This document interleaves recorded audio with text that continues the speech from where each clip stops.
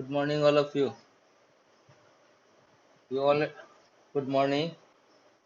Tomorrow there is a test of science, and you already know the portion. Portion सबको मालूम है. Physics में क्या है portion? लेंस है ना? फिजिक्स में क्या है? Image formation in the lenses. और केमिस्ट्री में acids and bases, properties of acids and bases. और बायो में circulatory system and specially blood. Circulatory system में भी स्पेशली ब्लड आप पढ़ेंगे. सर्कुलेटरी सिस्टम में हमने कहा था कि अगर क्वेश्चन आता है कि what is blood and what is the composition of blood, तो who will give the answer? What is the blood? क्या है blood? Is a blood is a connective tissue, fluid connective tissue. And what is the composition? It have two parts, liquid part plasma and solid part corpuscles. Solid part corpuscles जो plasma में भी 95% water होता है and 5% protein and different salts वगैरह होता है. ठीक है. और कार्पसस जो होता है उसमें WBC, RBC and platelets. RBC is known as red blood cells, WBC is known as white blood cells and platelets. RBC को हम लिकोसाइट्स भी हाँ, RBC को इरिथ्रोसाइट्स भी कहा जाता है. WBC को लिकोसाइट्स भी कहा जाता है. और WBC का काम क्या है? It protects from outer infection. बाहरी इन्फेक्शन से हमें बचाता है WBC. और ऑक्सीजन कैरियर करने का काम कौन करता है? RBC. That's why its colour is also red. Blood का कलर रेड होता है due to the presence of haemoglobin. तो इतना चीज मालूम है. You will, if the question is asked, such type of question is asked, you will write the answer. हाँ, composition, function of blood में दो तीन इंपॉर्टेंट फंक्शन है, पॉइंट वाइज भी लिख सकते हो. जैसे carrier of oxygen, carrier of hormones, carrier of foods, nutrients, है ना. दूसरा है maintain the body temperature. And next, it protects our body from outer infection. ये सब से हमें बचाता है. दूसरा, platelets present in the blood that helps in the blood clotting. Otherwise a person can die if the accident takes place. A person can die very easily. आसानी से मर सकता है अगर platelets blood clotting नहीं करेगा तो. So these are the function of the blood.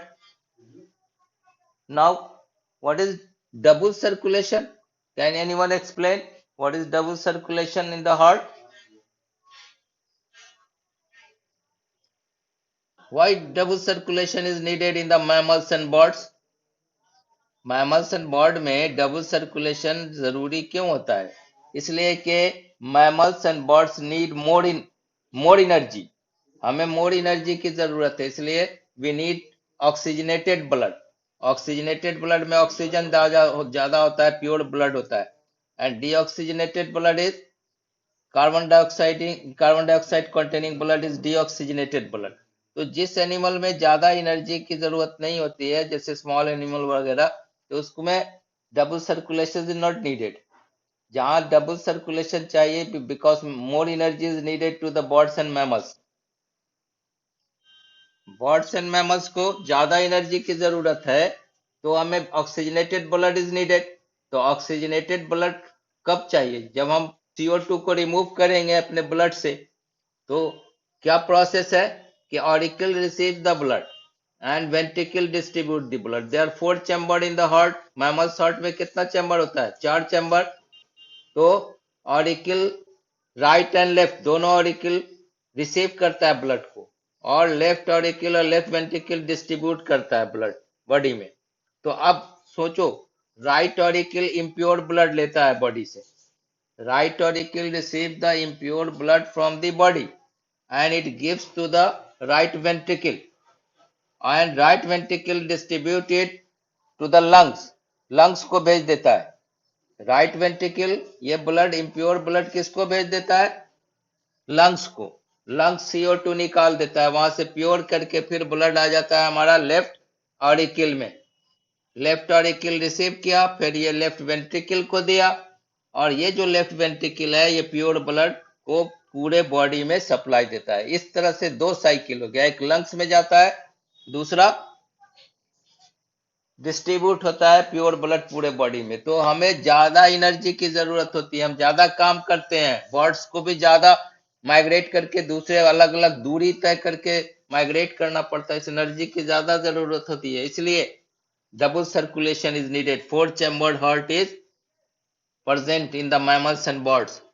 More energy is needed. That is why double circulation is needed. समझ में आया? Is it clear? क्यों डबल सर्कुलेशन? हाँ, तो यहाँ पे ऑक्सीजन, अच्छा वो भी बताते कि लेफ्ट की साइड, लेफ्ट ऑरिकल और left ventricle pure blood contain करता है, right auricle right ventricle impure blood का। ऐसा भी क्वेश्चन कभी कभी पूछ देता है, हार्ट का फिगर दे देगा, समझे? तभी अभी जो इस बार जो क्वेश्चन आया था उसमें टेस्टिस का फोटो दे दिया था, और टेस्टिस क्या है ABCD लेवल कर दिया, और तुमसे पूछा 3 नंबर का क्वेश्चन कि ए क्या है, वासा डिफरेंशिया, बी है, सी है, ये उसी तरह जैसे किडनी बना देगा, एक्टिव ऑर्गन्स में किडनी बना देगा, उसके बाद उसमें यूरेटर जोड़ देगा, यूरिनरी ब्लडर यूथरा, और ABCD लेवल कर देगा। अब कहेगा कि ए क्या है, लिख दीजिए, बी क्या है, यूरेटर है, ब्लडर है, यूरेथ्रा, कौन कौन आप लेबल करके, तो इस तरह पिक्चर देख करके भी कौन पार्ट है कौन सा है वो आपको लेबल करने के लिए आ जाता है। इस तरह का क्वेश्चन ध्यान रखिएगा, पिछले साल का क्वेश्चन अगर किसी के पास अवेलेबल होगा, क्योंकि बोर्ड के स्टूडेंट हो, अभी कब तक चलेगा कि क्लास कैसे चलेगा ये नहीं, इसलिए अब क्वेश्चन सब वगैरह भी एग्जाम आइडिया में हो, या हमारे पास भी दो तीन पैटर्न का क्वेश्चन है, सेट 1 2 3, तो वो बाद में हम ही करेंगे, आप लोग को भेज देंगे, नहीं होगा तो इसी पे व्हाट्सएप पे। लेकिन अभी जो सिलेबस चल रहा है उसको हम बता रहे हैं कि जैसे सपोज करो हार्ट है, हार्ट में तुमको 4 चैम्बर बना हुआ दिखा देगा, right auricle right ventricle, left auricle left ventricle, पूछ देगा किस पार्ट में इम्प्योर ब्लड कंटेन करता है, तो इम्प्योर ब्लड किधर कंटेन करता है हार्ट में? राइट ऑरिकल राइट वेंट्रिकल, दोनों ना, राइट ऑरिकल रिसीव करता है, भेज देता है राइट वेंट्रिकल को, तो impure blood deoxygenated blood right side हो गया, और ऑक्सीजनेटेड ब्लड किस साइड होगा? Left side. Left auricle receive करता है प्योर ब्लड लंग से, और लेफ्ट वेंट्रिकल को देता है। इन दोनों के बीच में कौन सा वॉल्व होता है? लेफ्ट ऑरिकल और वेंट्रिकल के बीच में बाइकस्पिड वॉल्व। हाँ, और इधर जो होता है राइट राइट ऑरिकल और राइट वेंट्रिकल के बीच में ट्राइकस्पिड वॉल्व होता है, TRI ट्राई, इधर बाई, है ना? तो इस तरह से क्वेश्चन लेवल करने के लिए दे देगा ABCD करके। तो ये सब तरह के क्वेश्चन को ध्यान, अभी देखो अभी सबसे अच्छा रिजल्ट SST में बच्चे रटने वाला है, लेकिन इस 2 साल से SST का रिजल्ट बहुत अच्छा हो रहा है, और साइंस का रिजल्ट जो है हाईएस्ट जो गया है वो 97 है, और एसएसटी में 99 हाईएस्ट है, मैथ में 100 भी है, लेकिन साइंस में बच्चे नहीं ला पा रहे हैं 99 से ज्यादा। 100 99 इस बार है ही नहीं, जो 98% आया है उसको भी नहीं है 99। तो इस तरह कर रहे हैं कि आप लोग थोड़ा सा हर चीज को डेप्थ में समझने की कोशिश कीजिए। तो अब ये जो तुम्हारा हमने अभी डिस्कस, इसलिए संडे के एग्जाम का कुछ हम क्वेश्चन डिस्कस किया है, आप लोग उसको ही करेंगे। केमिस्ट्री में एसिड और बेसिस का प्रॉपर्टीज है। अब देखो अगर क्वेश्चन आ जाए तुम्हें कि which gas is release when metals react with the acid, तो क्या बोलोगे? Which gas is release? Hydrogen, वाह, यस ठीक है। Which gas is release when metal sulphide react with the acid? हाँ, हाइड्रोजन सल्फाइड, मेटल सल्फाइड है, FeS plus HCl अगर है तो FeCl2 plus H2S, hydrogen sulphide. Which gas is release when metal carbonate and carbonate is treated with the acid? Carbon dioxide. What is the distinguished test?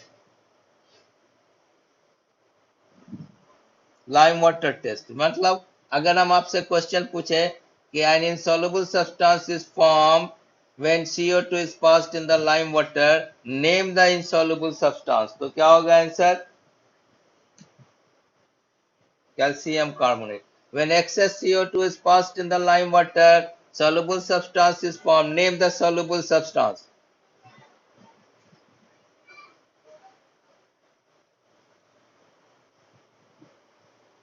Calcium bicarbonate बनता है ना, तभी ना soluble हो जाता है। जैसे CO2 पास करते हैं लाइम वाटर में तो बना देता है CaCO3 प्लस H2। अगर एक्सेस CO2 पास कर दिया तो यही जो CaCO3 प्लस H2O और CO2 मिल करके बना देता है कैल्शियम बाइकार्बोनेट CaCO3 ये सॉल्युबल हो जाता है वाटर में। डेट्स वाई वो जो प्रिसिपिटेट है वो खत्म हो जाता है, तो ये सॉल्युबल हो जाता है। तो सॉल्युबल सब्सटेंस कौन सा हो गया? Calcium bicarbonate. CaCO3 इनसॉल्युबल था तो पीपीटी बन गया, और एक्सेस CO2 पास कर दिया तो सॉल्युबल सब्सटेंस बन गया, कैल्शियम बाइकार्बोनेट बन गया CaCO3 समझ गए? तो सॉल्युबल सब्सटेंस हमारा क्या हो गया? CaCO3 समझे? Is it clear?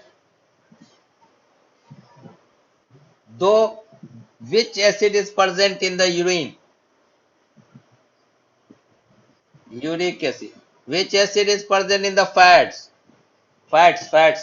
Adipose tissue होता है, fatty acid, right? Which acid is present in the protein? हाँ, प्रोटीन का जो यूनिट होता है ना तो टूटता है छोटे छोटे डाइजेशन में, अमीनो एसिड्स में। 20 टाइप्स ऑफ अमीनो एसिड होता है प्रोटीन। ये सब बुक में नहीं है, लेकिन हम ऐसे पूछ दे रहे हैं ताकि आपको नॉलेज भी हो और आगे अच्छा करने के लिए। प्रोटीन में अमीनो एसिड है, फैट्स में फैटी एसिड है, दूध में लैक्टिक एसिड है, कर्ड दूध खट्टा जो मिल्क है उसमें लैक्टिक एसिड है, एप्पल में मैलिक एसिड, टोमेटो में ऑक्जेलिक एसिड, ठीक है। हाँ, टैमरिन इमली में टार्टारिक एसिड। हाँ, ऑल द साइट्रस फ्रूट जो भी विटामिन सी का मेन जो हमें चाहिए अभी इम्यून सिस्टम को बढ़ाने के लिए, उसमें साइट्रिक एसिड होता है। ऑल साइट्रस फ्रूट, हाँ, all citrus fruit contain citric acid. हाँ, 1 नंबर 2 नंबर का क्वेश्चन शुरू ही में स्टार्ट में पूछता है आपके एग्जाम में, which acid is present in the honey bee sting? Formic acid. What is the IUPAC name? हाँ, methanoic acid. What is the formula? 2 का पूछता है फॉर्मूला। HCOH, हाँ, HCOH लास्ट का जो COOH है उसको कार्बोक्सिल ग्रुप बोलते हैं, CARBOXYL। चूंकि आपको अभी कार्बन इस कंपाउंड में हटा दिया है ये सब फंक्शनल ग्रुप, तो अभी जान लो कि अल्कोहल में OH होता है फंक्शनल ग्रुप, अल्डिहाइड में CHO होता है, और एसिड में COOH कार्बोक्सिल ग्रुप। तो यहाँ पे formic acid HCOH COOH functional group है। फंक्शनल ग्रुप किसको कहते हैं वो भी जान लो। The chemical properties of the compound depends on that group, that is called functional group. The group on which the chemical properties of the compound depends, that is known as functional group. तो यहाँ पे COOH functional group है। Acetic acid vinegar, dilute solution of acetic acid is known as vinegar, उसका formula होता है CH3COH। उसको acetic acid common name है, और IUPAC नेम में उसको इथेनोइक एसिड बोलते हैं। Yes right. तो इस तरह से ये हो गया तुम्हारा। अच्छा, zinc react with the base NaOH, which salt will be formed? Sodium zincate, right? Formula, what is the formula? Nice, very good, ठीक है। When aluminum react with sodium hydroxide?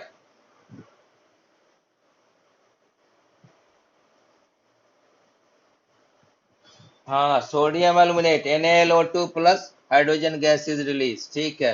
ये सब ऐसे मेटल को जो एसिड के साथ भी रिएक्शन करके सॉल्ट एंड हाइड्रोजन देता है, बेस के साथ भी सॉल्ट एंड हाइड्रोजन दे रहा है, ऐसे मेटल्स को बोलते हैं amphoteric metal, AMPHOTERIC। Amphoteric metals, the metal which react with the acids as well as bases, that is known as amphotic metals, and the oxides which react with the acid as well as the bases, that is known as amphotic oxide. उसमें कौन कौन आता है metals? Zinc, Zn, aluminium, L, tin, Sn, lead, PB, lead, PB, चार ये जो metals है वो एम्फोटिक मेटल्स में आता है। तीन न्यूट्रल ऑक्साइड का नाम बताओ, non metallic oxide which is neutral in nature. Name three non metallic oxide. हाँ, सीओ, यस सीओ, हाँ, N2O, nitrous oxide, laughing gas, हाँ, CONO and N2O, right, very good. तो इस तरह से properties of acids and bases, blood का function, double circulation भी जान गए, व्हाई इट इज नीडेड वो भी जान गए। तो आपके कल के एग्जाम में अब ये जो है फिजिक्स में इमेज फॉर्मेशन देख लेना, कहाँ पे कौन कैसे बनता है इमेज कॉनकेव एंड कॉन्वेक्स में। अब हम इतना रिवीजन करा दिया आपको कल के एग्जाम के लिए। अब हम थोड़ा सा एस्केटी सिस्टम पे जो बचा हुआ है, प्लांट्स का एस्केटी और एनिमल का एस्केटी सिस्टम, हमने बताया था कि जैसे प्लांट्स एनिमल्स का एस्केटी ऑर्गन्स है, सिस्टम है, उसी तरह प्लांट भी कुछ सब्सटेंस वेस्ट प्रोडक्ट बाहर करता है, जो हो सकता है नाम पूछ दे, जैसे टैनिन है, रेसिन है, लेटेक्स रबर प्लांट से जो गोंद जैसा व्हाइट निकलता है, और लेटेक्स है जिसका T1 टायर बनता है, तो वो भी waste product of the plant है। गम्स है। अब इसमें देखो ये जो वेस्ट प्रोडक्ट बॉडी का है, जैसे हमारे बॉडी से किडनी से एक किडनी प्रोडक्ट निकलता है, यूरिन। किडनी हमारा कौन सा ऑर्गन है? It is the filter organ, filtration करता है, ब्लड को फिल्टर करता है, और ब्लड को फिल्टर करके यूजफुल सब्सटेंस एब्जॉर्ब कर लेता है, जैसे ग्लूकोज है और भी बहुत सारा यूजफुल सब्सटेंस एब्जॉर्ब कर लेता है बॉडी। और टॉक्सिक सब्सटेंस जो है, नाइट्रोजनस टॉक्सिक सब्सटेंस बॉडी से बाहर करता है, जैसे यूरिया, NH2CONH2 यूरिया का फॉर्मूला है, अमोनिया गैस NH3 अमोनिया हो गया, नाइट्रोजनस प्रोडक्ट है। और यूरिक एसिड जिसके बढ़ जाने से पेन होता है बॉडी में, ज्वाइंट्स पेन होता है, तो ये सब क्या है? That is the waste product of the kidney, filter करके ब्लड को यूजफुल सब्सटेंस एब्जॉर्ब कर लिया और वेस्ट प्रोडक्ट को यूरिन बाहर कर दिया। उसी तरह प्लांट में भी वेस्ट प्रोडक्ट है, और वो वेस्ट प्रोडक्ट के जम जाने से, किसी पर्टिकुलर जगह पे एक्यूमुलेट हो जाने से क्या होता है, जैसे तुम जानते हो कि प्लांट के अंदर वास्कुलर टिश्यू होता है, जाइलम और फ्लोएम होता है ना। जाइलम क्या करता है? वाटर एंड मिनरल्स को ट्रांसपोर्ट करता है, और फ्लोएम खाना जो प्लांट बनाता है फोटोसिंथेसिस के दौरान, उसको पूरे प्लांट में सीव ट्यूब्स के जरिए, जैसे फ्लोएम में चार कंपोनेंट्स होता है ना, sieve tubes, companion cells, phloem fibre, phloem parenchyma, तो इस तरह से वो सीव ट्यूब्स के जरिए, ट्यूब सीव माने होता है छोटा छोटा होल्स, उसके जरिए पूरे प्लांट को डिस्ट्रीब्यूट करता है। तो ये जो जाइलम है, अगर ओल्ड जाइलम वेसल्स माने पुराना हो गया, जाइलम में चार कंपोनेंट्स है, फ्लोएम में चार कंपोनेंट्स है, ओल्ड जाइलम वेसल्स, उसके अंदर क्या होता है कि ये सब जो वेस्ट है, जैसे टेनिन हो गया, रेसिन हो गया, गम्स हो गया, और भी कुछ सिमिलर वेस्ट डिपॉजिट हो जाता है ओल्ड नॉन फंक्शनल जाइलम। ये जो ओल्ड नॉन फंक्शनल जाइलम मतलब काम करने से, शुरू में आदमी बूढ़ा आदमी होता है तो क्या होता है? नॉन फंक्शनल हो जाता है, बेड पे चला जाता है। उसी तरह प्लांट्स का भी कुछ जो पार्ट्स है, जो पूरा पूरा ओल्ड हो गया, पुराना हो गया, तो धीरे धीरे नॉन फंक्शनल हो जाता है, तो उसके अंदर कुछ वेस्ट प्रोडक्ट जमा होने लगता है, डिपॉजिट होने लगता है, जैसे टैनिन है, रेसिन है, गम्स है। तो वो जो जाइलम है, उसी को जो जमा होकर के हार्ड हो जाता है, उसको हार्टवुड कहते हैं। उसको क्या बोलते हैं जी? Heartwood, HERT, heart, WOOD। Xylem जो फर्नीचर वगैरह बनता है लकड़ी का, वो एक्चुअली सेकेंडरी जाइलम होता है। कोई पूछे कि ये जो लकड़ी है इसका आप नाम बताइए तो क्या है, तो एक्चुअली वो क्या होता है? सेकेंडरी जाइलम होता है, समझे? जिससे कुर्सी, टेबल, फर्नीचर बनता है, वो क्या है? That is secondary xylem. Are you listening मी?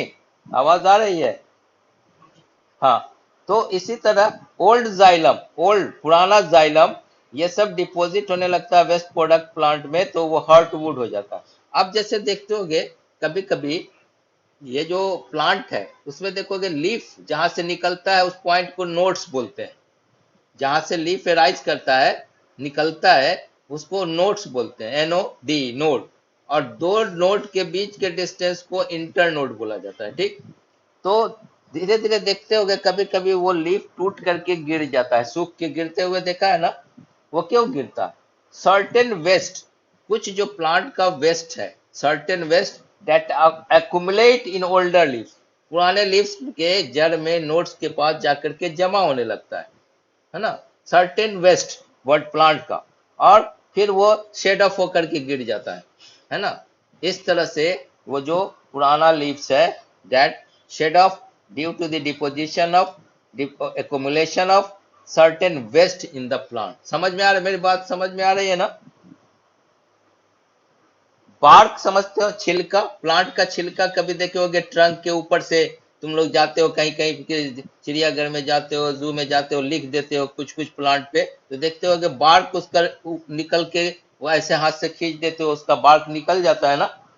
तो वो भी क्या है, वो बार्क भी tannin etc deposited in dead cells of bark which gets peeled off periodically। धीरे धीरे देखोगे वो अपने आप निकलता रहता है, peeled off होता रहता है, वहां से प्लांट से निकलता रहता है। समझे? Is it clear? दूसरा है as crystal in living cells, salts like calcium oxalate, calcium carbonate get deposited in the form of crystals। some substances are stored in the central vacuole of the cell। तो ये सब waste product. कुछ plants में glands भी होता है, salt glands.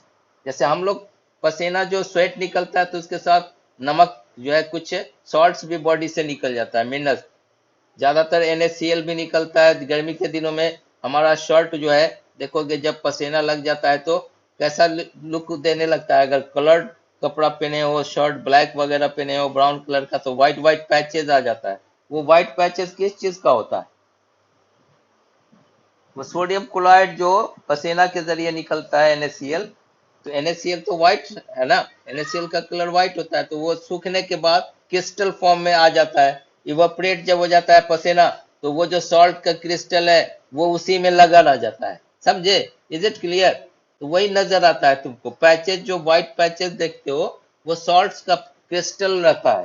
तो उसी तरह प्लांट में सॉल्ट ग्लैंड्स होता है, जो क्या सीक्रेट करेगा?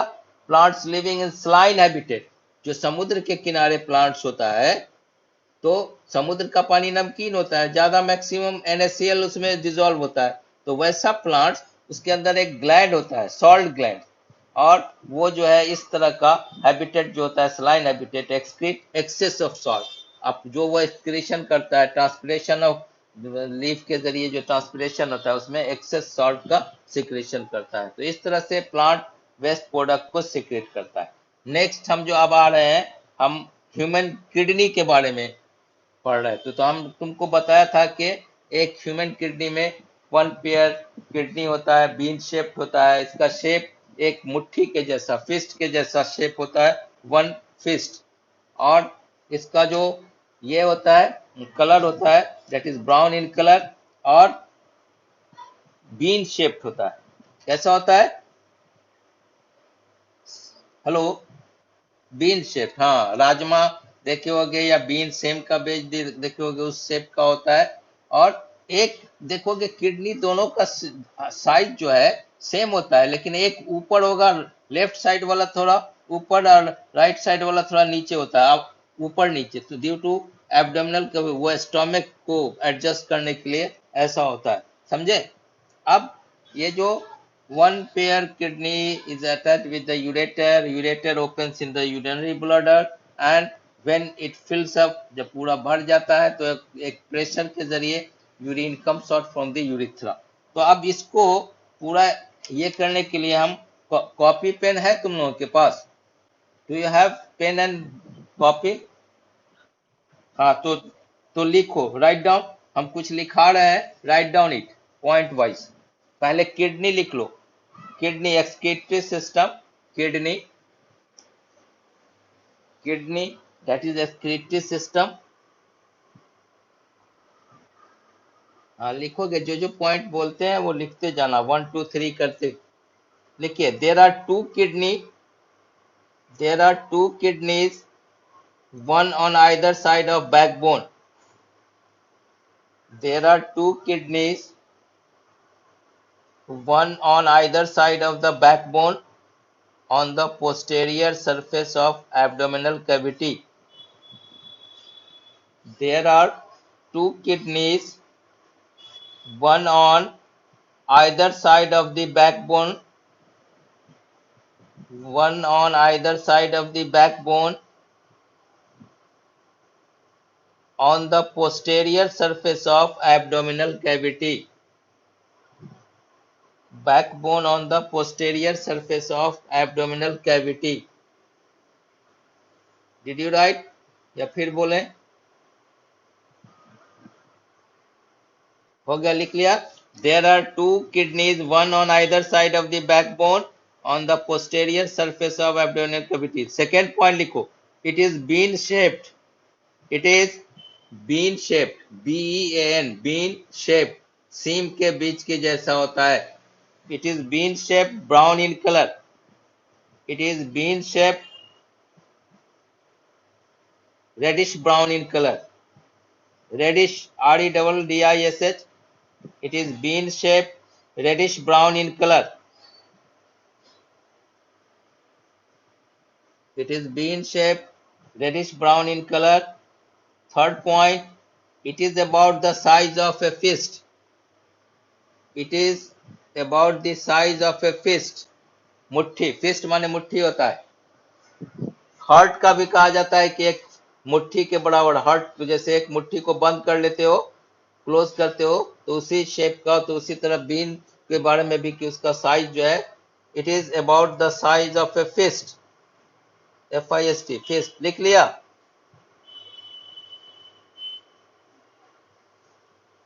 हाँ. Its size is, next point लिखो, its size is 12 centimetre long and 7 centimeter width approx. Its size is 12 centimeter long. Human kidney का, सबका नहीं, ह्यूमन किडनी, आदमी का जो किडनी होता है. It's size is 12 centimeter long and 7 centimeter width. 7 centimeter width, 7 centimetre चौड़ा और 12 सेंटीमीटर लंबा होता है.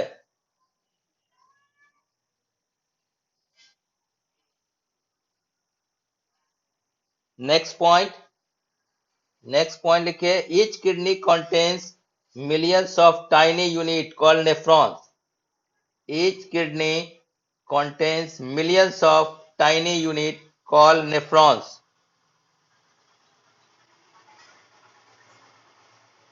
Each kidney contains millions of tiny unit called nephrons. Each kidney contains millions of tiny unit called nephrons. Did you write? हाँ.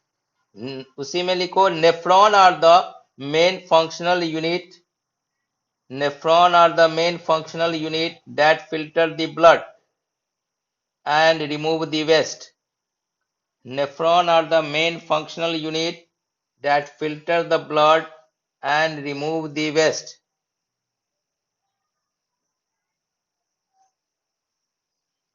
Nephron are the main functional unit that filter the blood and remove the waste. And that remove the waste. Full stop.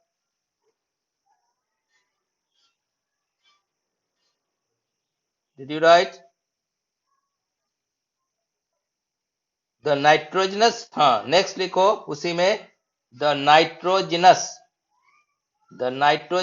and other excretory waste passes out in the form of urine. The nitrogenous and other excretory waste passes out in the form of urine. The nitrogenous waste and other excretory waste passes out in the form of urine. Are you listening? Hello. हाँ, ठीक है. अब next ureter लिखो. ये तो kidney का बताया, अब ureter. Next point, the ureter. U-R-E-T-E-R. Ureter.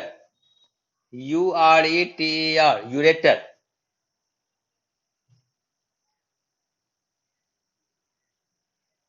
Ureter ureter क्या होता है? किडनी से दो पाइप जैसा, है ना, डबल वॉल्ड एक स्ट्रक्चर जुड़ा होता है, जिससे यूरिन जो फिल्टर होकर के कहा जाता है? यूरिनरी ब्लडर में जाता है। तो लिखो उसके बारे में, there are two ureters, one arising from each kidney. There are two ureters, one arising from each kidney. There are two ureters, one arising from each kidney, comma, tube-like structure. There are two ureters, one arising from each kidney, comma, tube-like structure.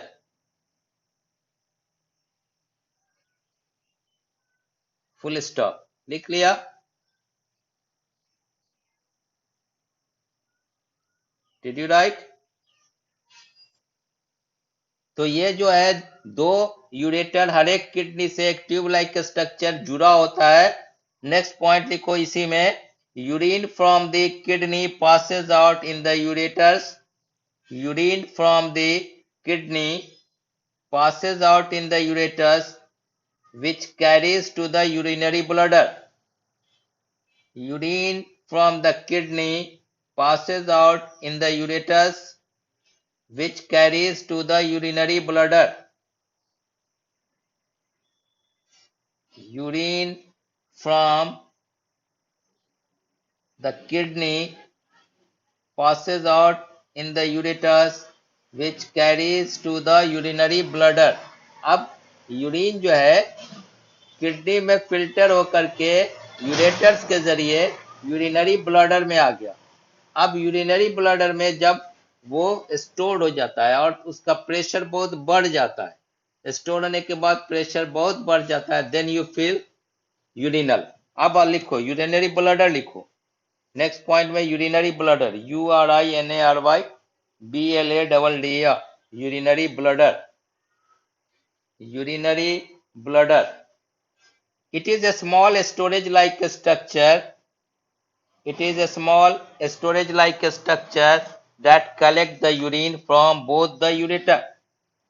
It is a small storage like structure that collect the urine from both the ureter.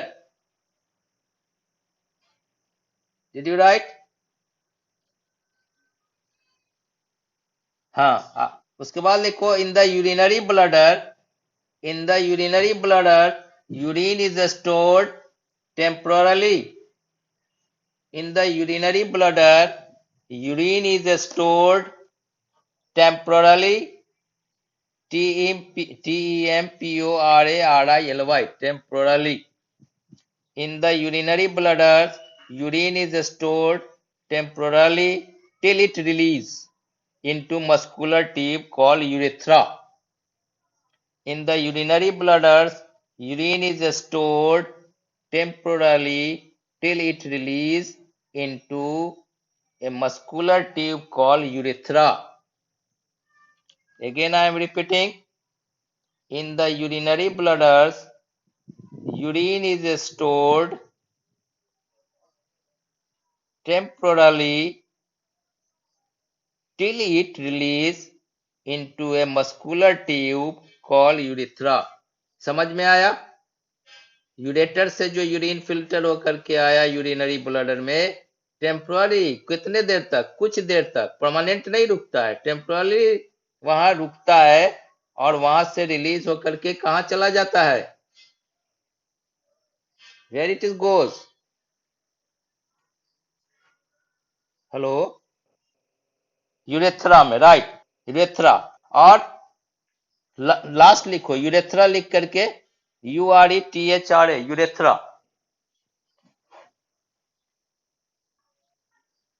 Right down. From the urethra, the urine is thrown out through an opening. From the urethra, the urine is thrown out through an opening called urinary opening. From the urethra, the urine is thrown out through an opening called urinary opening. इतना चीज structure of the kidney समझ में आया? Is it clear to you? हाँ, हाँ। अब ये structure of kidney हो गया, ह्यूमन किडनी। अब कंपोजिशन ऑफ कौन सा, ये वाला? हाँ, लिख लो। From the urethra the urine is thrown out through an opening. From the urethra the urine is thrown out through an opening called urinary opening. From the urethra the urine is thrown out through an opening called urinary opening. समझ में आ गया ये?